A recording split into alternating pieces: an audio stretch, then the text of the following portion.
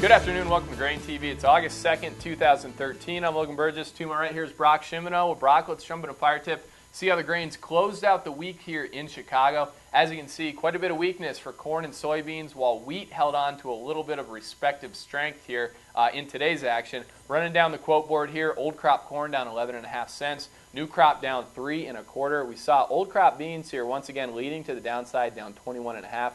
New crop off just 11, and as I said, Chicago and Kansas City wheat hanging in there, up 2.5 cents in Chicago, unchanged in Kansas City. Certainly, Brock, right now catching a lot of attention just due to the magnitude of the moves happening in that soybean market. What are we looking at right now in terms of technical landscape, and I guess where might the bottom be? Yeah, let's revisit that chart we were looking at yesterday. Is the new crop soybean contract, the daily candlestick chart here. You can see that we did fall below that support level we were talking about yesterday, which was at the low that we hit in late April of this year. That was right around 11.86. We did fall below that here today. The next area of support we're looking at is a low that we hit in mid-June of 2012. So this is a multi-year low right here that we're hitting today. We did go down and touch 1176.5.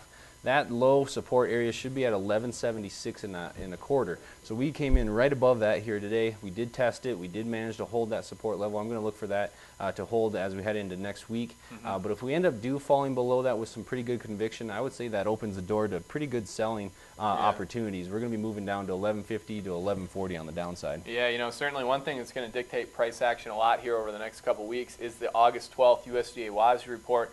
Today we got some expectations from two big private analysts here, Doan and FC Stone.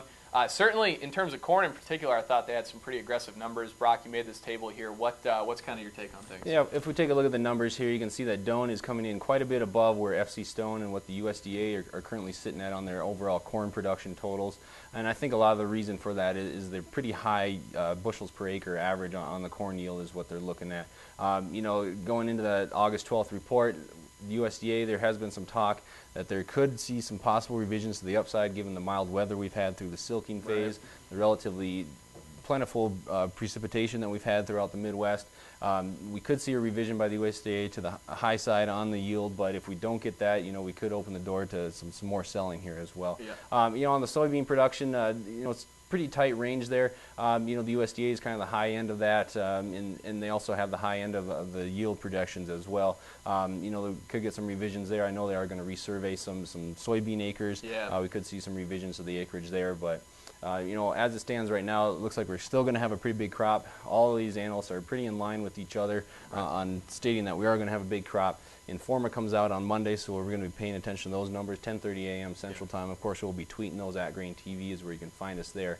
Logan, heading into today's action, we did see a lot of fund selling over the last few days, and today, once again, we saw funds sell about 7,000 contracts in corn, another 6,000 in soybeans, and that's kind of been a theme of the week. We know on Fridays we do get the COT report. What are we looking at there on the COT report? Yeah, let's take a look here at this graphic. This is combining CFTC data along with some Thomson Reuters data as well. This is distributed by Thomson Reuters, and as you can see here, kind of the most important thing to take a look at are these blue histogram bars here. This is showing the net position of managed funds in the corn market right now. And as you said, Brock, over the last couple of weeks, we've seen funds be real sellers in this market, and they're now taking quite a substantial net short position.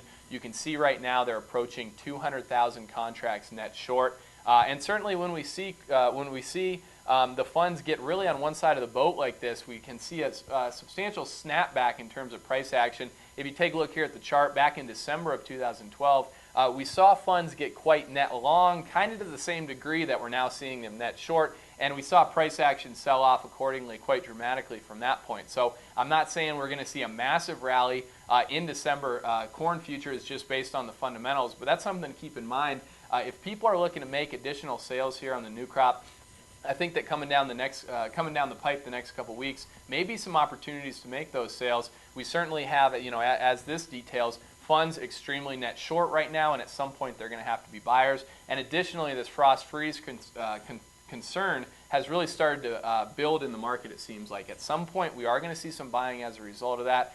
So keep your eyes peeled here over the next several weeks for an opportunity to possibly price more of this crop, which at this time, all indications point is going to be an extremely large crop, and that's going to weigh on prices ultimately. You know, next week, or excuse me, August 12th, we do get the latest round of the USDA WASDE reports. Next week, we'll be giving the analyst estimates and our projections on what we expect out of that report.